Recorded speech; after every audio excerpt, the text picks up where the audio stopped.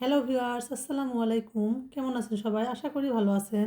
আমি আজ আপনাদের সাথে শেয়ার করব খুবই মজার একটা পিঠা রেসিপি।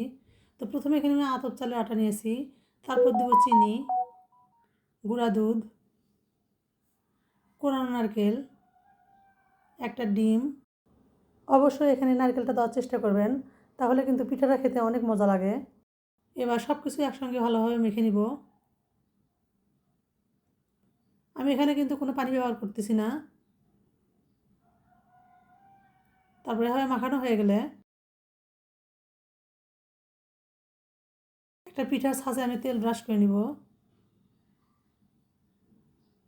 তারপর এরকম হাত দিয়ে চেপে চেপে আমি এখানে একটা ডিজাইন করে নেব। আপনারা চাইলে আপনাদের ইচ্ছা মতো পছন্দ মতো ডিজাইন করে নিতে পারেন।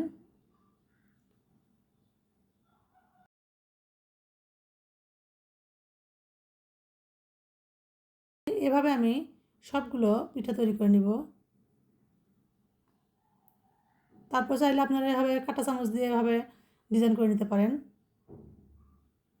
এটা আপনাদের ইচ্ছা মতো। তো আমার পিঠাগুলো বানানো হয়ে গেছে। এবার একটা ফ্রাই প্যানে আমি পরিমাণ মতো সয়াবিন তেল দিয়ে দিব। তেলটা হালকা গরম হয়ে আসলে আমি এখানে পিঠাগুলো দিয়ে দিব।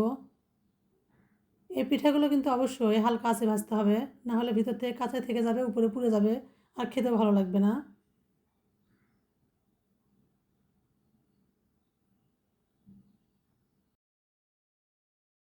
তো এগুলো আমি বেশ খানিকক্ষণ সময় নিয়ে অল্প আঁচে একদম মুচমুচে করে ভেজে নিব। পিঠাগুলো আমার প্রায় ভাজা হয়ে এসেছে।